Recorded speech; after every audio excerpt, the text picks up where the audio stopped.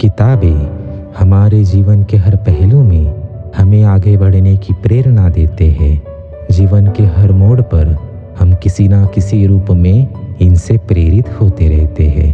बालपन की अवस्था से लेकर वृद्धावस्था तक इन किताबों का ज्ञान हमें मार्गदर्शन करता है।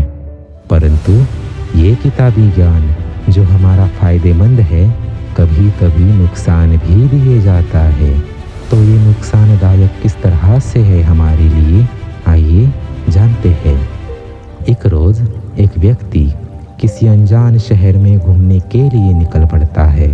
अब उस व्यक्ति को उस नए शहर का ज्ञान तो नहीं, परंतु वो घर से निकलते समय ही उस शहर के बारे में अध्ययन करके निकलता है।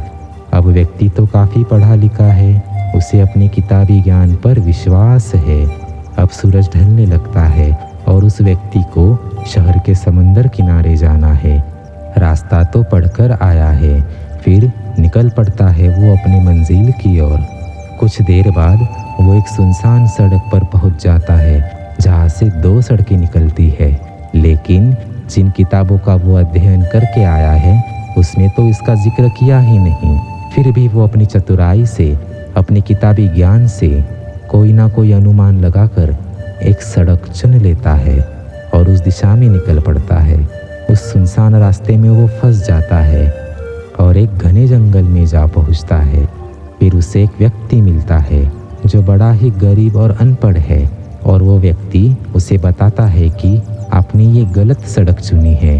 वो दूसरी सड़क जो थी वो समंदर किनारे तक जाती थी। आप तो पढ़े लिखे हो, फिर ये गलती कैसे कर बैठे? आपका अनुमान कैसे गलत हो गया?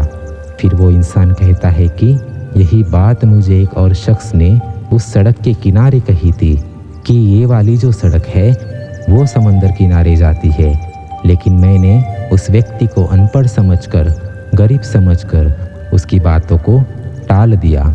अब इस दृश्य से तो हमें यही सीख मिलती है कि केवल किताबी ज्ञान से हमें जीवन में आगे नहीं बढ़ना।